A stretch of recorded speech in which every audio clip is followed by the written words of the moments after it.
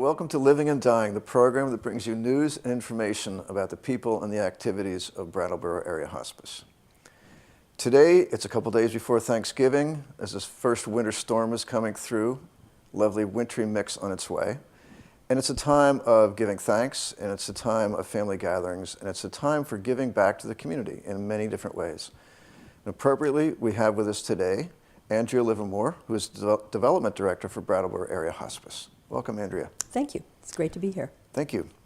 And as most nonprofits, this time of year, Brattleboro Area Hospice is engaged in its annual giving program, its annual appeal. We'll be talking about that, but also the many ways that people can support Brattleboro Area Hospice throughout the year, both with their checkbook or with their participation in activities. That's right. I think as all of us are pretty accustomed at year-end, coming into the holiday season, our mailboxes are filled with appeals from various local nonprofits. I think this really stems probably from a couple of places. One being the tax advantage. Mm-hmm. People, all of us who have all these millions of dollars, which really isn't that many of us, but are taking a look at making tax-deductible donations to nonprofits. Most of the nonprofits, probably all of the nonprofits in the area, have 501c3 tax status, which mm-hmm. means that donations made to those organizations are tax deductible. So there is that benefit for people. But I think probably what moves people more at the end of the year is this sort of season of giving. Mm-hmm. The holidays really, sort of drums up these thoughts of being with family, being with loved ones, hunker down by the fire, and just really appreciating each other. And oftentimes noting that with small gifts or recognitions. And I think people, want to do that for organizations that have missions that really speak to their hearts. So this is the time of the year that we're in, and hospice is up there with the rest of them, and we have sent our annual appeal mm-hmm. out to our followers in the community and people who we hope would be interested in our mission. Mm-hmm. And for many people who give to hospice or have come to know the services of Brattleboro Area Hospice, it's been through the death of a loved one or a friend or a family member or a child, and they have felt a deep personal connection to the services provided, to the volunteers who come out and help them through this end-of-life transition or the bereavement process afterwards, or all of the above.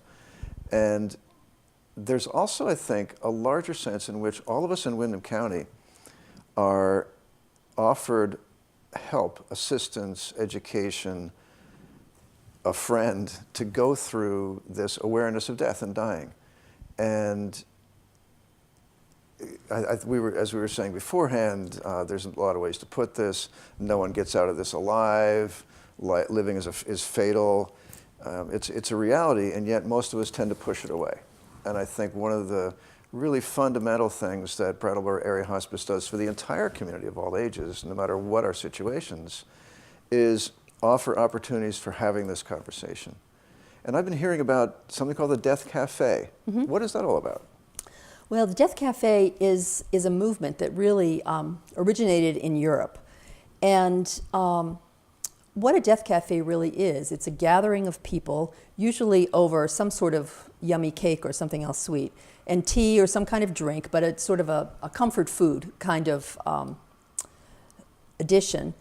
A gathering of people just to talk about death. It can be anything that people want to talk about death. It could be anything from the logistics of a green burial to perhaps something more spiritual, but not necessarily. It could be people talking about having the conversation, perhaps with a loved one, with parents. How do they want their death to go? Mm-hmm. What do they want that to look like? I mean, sometimes just taking that first hurdle of even saying the word can be insurmountable for people. Mm-hmm. And a lot of people, perhaps not to judge our ages, but a lot of people in our age group, I think, are perhaps thinking more about that than we were 20 years ago, between parents and peers, contemporaries, who are, we're losing more of those people as we age. And I think it's on our minds more. So the format for a Death Cafe, many people in a room at small tables, are there a number of small conversations, or is there one conversation among many? There are generally a number of small conversations. Mm-hmm. Brattleboro Area Hospice has hosted two. They were both at restaurant cafes in downtown Brattleboro. Both of them had a number of small tables. Actually, they were very filled to capacity. It was, which really said something to us at hospice, that we saw this idea. We learned about death cafes around the world coming into this country, and we said, let's try it. And just at the first one, we basically had a waiting list. We couldn't Really? take everyone, and we asked people to RSVP. And oftentimes people don't do that, and people did, and we had a waiting list. So we were able to accommodate a lot of those waiting list people in our follow-up. But again, a lot of small conversations going at a lot of tables at the same time, mixed groups of people who know each other, people who don't know each other, a variety of ages. We had people in their 20s, we had people in their 80s having the conversation. It was really pretty inspiring and really interesting. So. It's terrific. Yeah. I'm also thinking in that same general category of awareness, discussion, information, that Brattleboro Area Hospice at its own offices has a very extensive library of books and videos that can be loaned out on a whole variety of topics, ranging from philosophical attitudes or religious attitudes, or how to prepare legally, or so many other aspects that I think is a fabulous resource to the entire community. Thank you for bringing that up. I think it is a fabulous resource, and we like nothing more than members of the community to come in and use the library. I think one of the, because of the topic of death that obviously surrounds hospice, getting people talking, getting people asking questions, getting people calling us just about anything is, and encouraging people to do that is a way that, maybe strategy number one for how people can help hospice. If you're thinking about it, if you have a question about hospice, call us, or pass it on to a friend if a friend is asking you about something. I think getting people engaged with hospice and helping people in the community to engage with hospice is a great support of hospice. It is a hard topic. It is a scary topic for many people. And we want to do nothing. We want nothing more than to help people. If we don't know the answers, we'll help people find the answers. But I would venture to say that there's a lot of expertise at our office around death and dying. And in terms of some of those expertises and how they are service to the community, there are a number of bereavement support groups, for example, for spouses, for parents of children who have died. That happen throughout the year. They're ongoing, yes. And folks can learn about that through the hospice newsletter, or going to brattleborohospice.org and seeing the upcoming activities. And then calling the office and asking. Or calling the office. Sure. 257-0775. Yep. 257-0775. And then there are so many ways that folks can volunteer. Yes. And I think the core way to volunteer is to become a hospice volunteer, which is an 11-week training program twice a year, which offers the opportunity to go into folks' homes and to provide services right there, to be with them and help in whatever way possible. And in a wide variety of ways. I think it's important to note that our hospice actually has a program that can work with people up to 2 years prior to their dying. As you can imagine, if you think about it, over the course of 2 years of someone's illness, their needs really change pretty dramatically. A quick story, there was a client who our organization worked with who was given a diagnosis of death, but out in the future, more like a year or 2 years. And some of the needs that he had at the very beginning of working with hospice was really just for someone to help him do his laundry. Doing laundry was hard for him. He lived alone, he didn't have the support, and that was becoming challenging. And for us to be able to link him with volunteers, and many of these volunteers actually in this particular case were people who we already knew. He was a sort of a person who had interacted with his community over his life, and when people heard of his illness, they were very willing to step up to the plate and do something, but people need to be asked. They need to be, gee, could you help Mr. So-and-so do his laundry? And of course I could do that, that's very easy.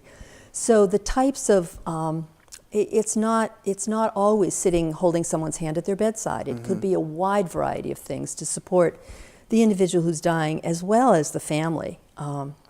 We all have gone through a death, or if we haven't, we will. And it's a really challenging, stressful, intense time, and the family needs help. again, just to do those day-to-day kind of functions. Another friend actually talked about the help she needed when she lost her husband years and years ago, and it were things like, it was in the summertime and her dog got fleas. The dog needed a flea bath. Mm-hmm.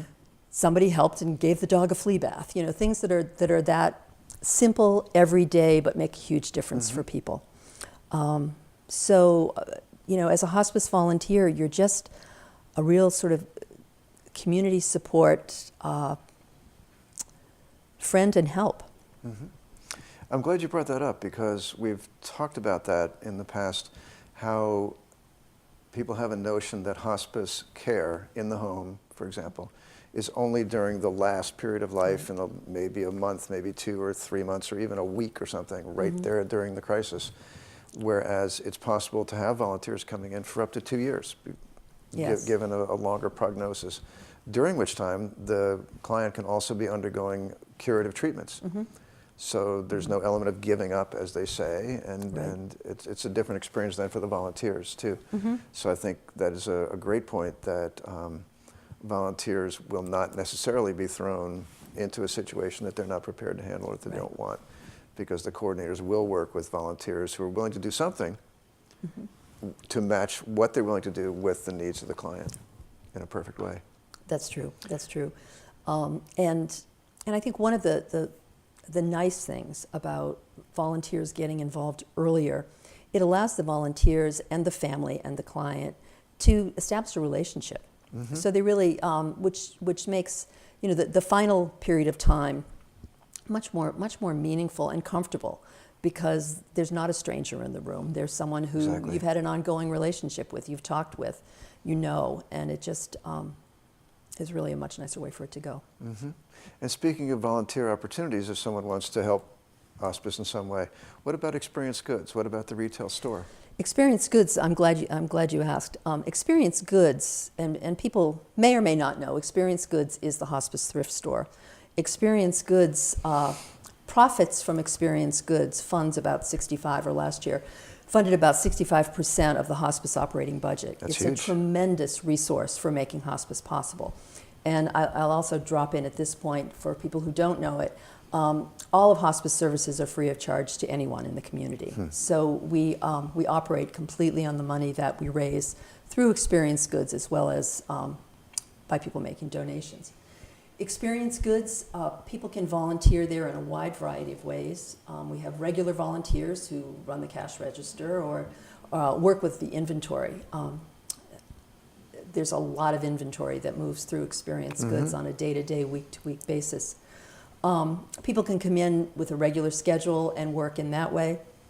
People can also come in and just say, gee, this afternoon I have some free time, you know, could you use some help? And oftentimes they may, you know, be assigned to... Just on the spur of the moment. On the spur of the moment. Sorting through clothes or things that have been donated.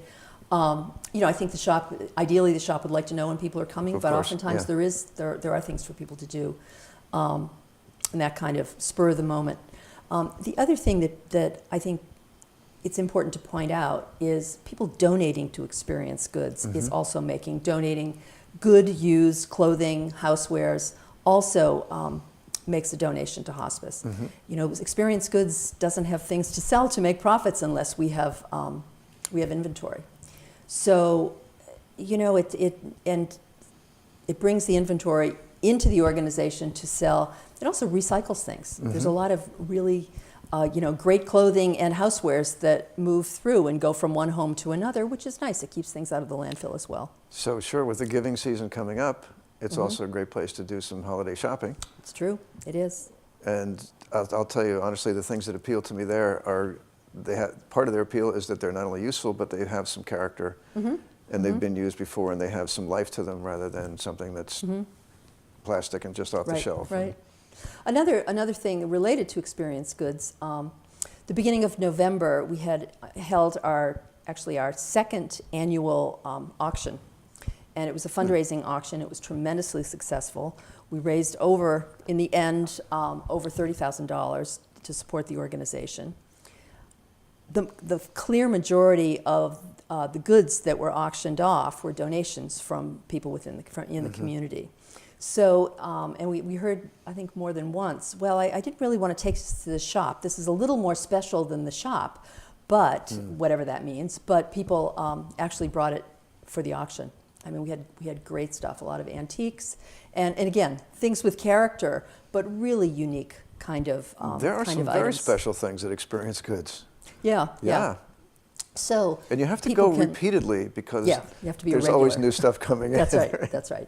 But if people have things, in their homes, whether it's that rocking chair that you're a little tired of or whatever, keep in mind that we will be having another auction again next year, actually the last weekend in October. So hold on to it, or if you really don't want to hold on to it, give us a call. We don't have a lot of storage, but I'm sure that we would find a place for a great item that we could auction off next year. So, so again, that recycling on behalf of hospice is one way to give. Andrea, it occurs to me that you have been in Windham County for some time. I have. And have been fundraising for a variety of things like the United Way, for the downtown group, Building a Better Brattleboro. And when I think of the missions of so many different nonprofit organizations, everyone is focused on a certain population or a certain time, whether it's youth or whether it's health services or what have you. And it seems to me that you have landed in a service that is universally needed. I think that's true. One of the things that I've noticed is that people tend to give to hospice once they've had a hospice experience. But I think once people have had a hospice experience, oftentimes it's a relatively profound experience, and they become our friends for life. Hospice has a large number of very dedicated, sometimes very modest donors, or donations, but that have been given to us for years and years and years. And it's that sort of reliable commitment that makes hospice to continue to be possible, which is, it's a nice resource. All organizations don't have that. And again, I think it's related to what we do, how we do it, and the experience that people actually have. And I think it's an experience that you can't anticipate until you've had it. But when you've had it, it's big. It changes everything. everything to have someone there, or a number of people there, who sort of get it and can help us through that time when we really don't know who to turn to.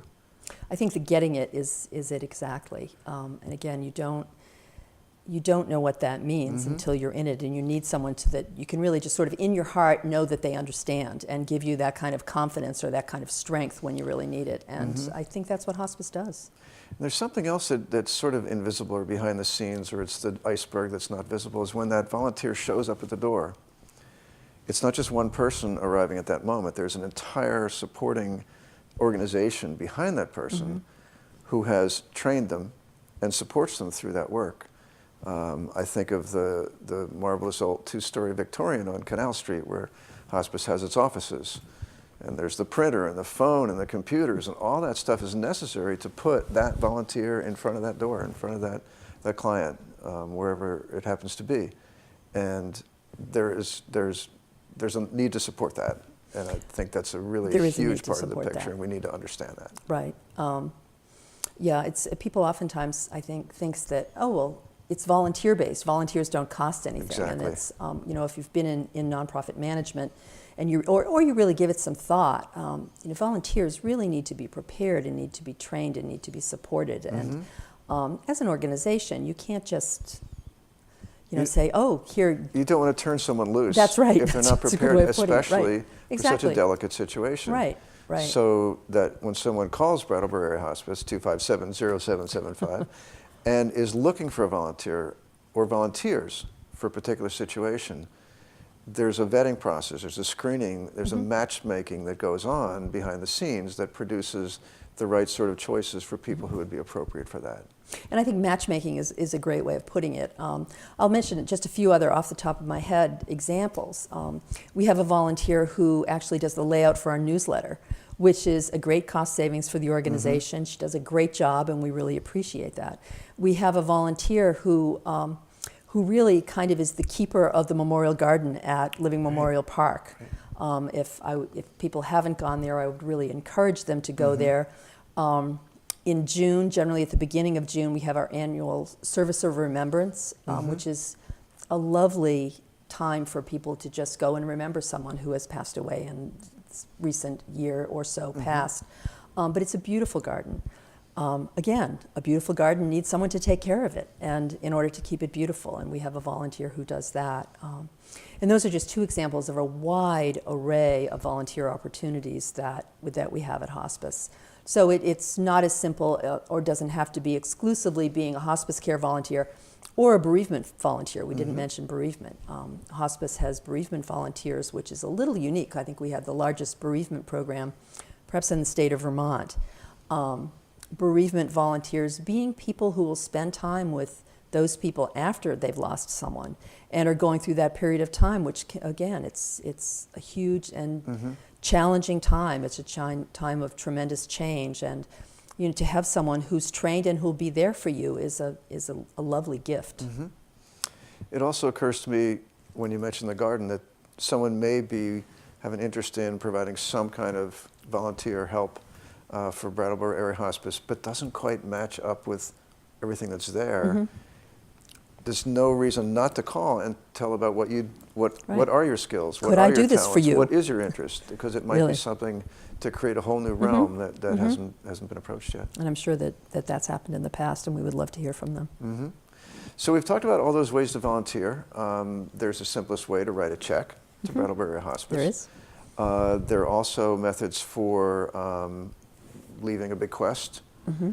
The topic is planned giving or legacy giving by naming Brattleboro Area Hospice in your will. Could be the simplest example. I'm sure there are a variety of other ways. Yeah, there are. I'll start with writing a check. That's the simplest. Certainly people can make a donation, a tax-deductible donation to hospice. We have a recurring gift program. If people would like to have a defined amount deducted from their checking account once a month, we can set that up and have that happen for them. That seems to be becoming a more and more popular way to give. We are a United Way member agency. People can designate their United Way gift to come to Brattleboro Area Hospice or a portion of it. So if you are an employee of a business that runs a United Way campaign and that's of interest to you, there's the ability to do that on your form when you're doing that. Sometimes a nice way to give a holiday gift is to make a donation to a nonprofit in the name of someone and give them a card sort of saying, we made a donation in your name, and Merry Christmas, Happy Hanukkah, whatever you'd like to acknowledge. That's a nice way to make a gift. As I said, I think earlier, we have many gifts in memory of people. I think when people lose someone, and particularly if they've had a hospice experience, that's a really key time when they're feeling, I think, very much wanting to give back to the organization that gave so much to them. And so gifts in memorial are oftentimes ways that people will do that. But as you mentioned, there is the opportunity for legacy giving. And at this point, I won't get into it in great depth. Planned gifts planned gifts can become complicated at a certain level. But I think some of the myths about planned giving is that there also can be some very simple ways to do it. It doesn't have to become complicated legally. People don't have to be desperately wealthy to make planned gifts. No. An example that was given to me is oftentimes, I think, I have one of these actually, years and years ago, a life insurance policy. It's really, at this point in my life, it's for a pretty limited amount of money, but I've kept it. I've kept going with it. I had it at that time to bury me, to benefit my son if something were to happen to me, and my son is grown up and he's on his own, and other things have happened over the years as far as resources, and so I personally don't have as anywhere near the size need that I felt I had for that modest life insurance policy. You can put the name of of an organization as a beneficiary, I mean, I could go home and, do it tomorrow, and leave a portion of that, or leave that to Brattleboro Area Hospice or an organization that you care about when that transfer will be made at your death. So it's a nice way and a simple way for people of perhaps modest means to be able to ensure that their support of that mission can be carried on to the future. There are many more, somewhat more complex ways that meet the needs of different types of donors. People can leave works of art, people can leave homes, people can leave many, many different things. Brattleboro Area Hospice will be working on developing much more of a legacy campaign, and I guess I ask viewers to stay tuned through our newsletter, through our website, for more information about our Legacy Giving Society. And I also want to be sure to acknowledge we have people who have left gifts and named us in their wills, and we greatly appreciate that, and that's already happening right now. So, the nice part of this is because we offer all of our services free of charge, and all of our funding comes from local donations as well as the proceeds of experience goods. We don't have other kinds of medical reimbursement or that type of funding, or any type of federal or governmental funding. In order for us to carry on, we need to know that we have resources going into the future. And oftentimes as organizations develop legacy societies, they're able to amass amounts of money where interest income can continue to sustain them into the future. And longer term, it's a great way to plan for the future of the organization and to ensure that the organization will be there for others out there. We know the problem isn't going to go away. We know the problem isn't going to go away. This is not one of those missions that we'll accomplish it and we've done our job and we close up shop. Exactly. You had mentioned earlier with the auction that there were corporate sponsors with the auction. Yes. But businesses in Windham County don't have to wait until the next auction to step up and help Brattleboro Area Hospice. No. Our business community, because I've raised money in this community, either directly or indirectly for quite some time, the businesses as well as the individuals in this community are tremendously generous. And we acknowledge that and we really appreciate that. We very, very much, and through our auction, did our very best to, in exchange for business sponsorship, basically let the community know these are great businesses. They've sponsored us. They've sponsored the service that you love, and in turn, please support them and go and use these businesses. I think oftentimes with corporate sponsorship, that's really the exchange. It's an exchange of product. It's and it's a great resource. So businesses can also make a donation to us. Businesses can sponsor other portions of what we do, whether it's a newsletter or those types of things. So if businesses are interested in partnering with us, we'd also love to talk with them. Sure. I know some Windham County businesses that have become donors when one of their employees had passed away, and they understood how their participation in the larger community was really came together over that person. Hospice, that's sort of a nice segue. I think oftentimes if businesses have lost someone, it's not just necessarily a traditional family, a family of coworkers, a class. Hospice can be helpful with that type of loss and experiencing that kind of loss. And again, I would encourage people to call if something like that happens within your workplace. And speaking of which, I understand that you have had a personal loss yourself in the past year, since you've even taken this job on. Yeah. Which must have certainly deepened your entire experience of It really your work did. now. I lost my father in September, and for me, it's I just really having had this experience, it's huge. It's huge in your life, and realizing how meaningful going through a death and how meaningful having people around you who there's just something inside that that you can trust them and they understand what you're going through, as it has profound meaning. It's words can't quite capture it.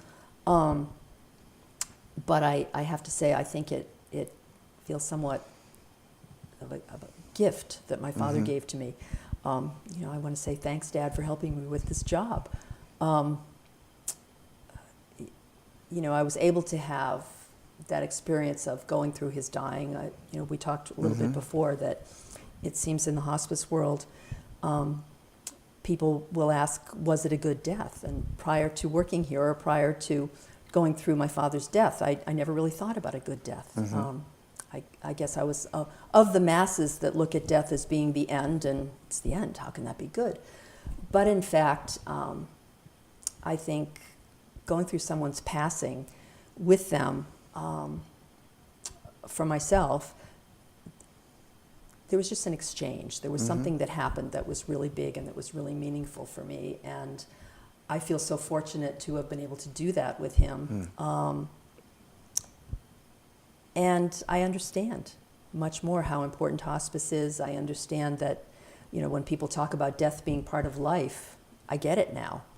And it really is. I think it's just part of this continuous sort of energy of people, through feelings, passing on their relationship into other generations. It's been very helpful to me in understanding the work and appreciating the work. And I really feel like now I get it, where people are coming from and making donations and using that help.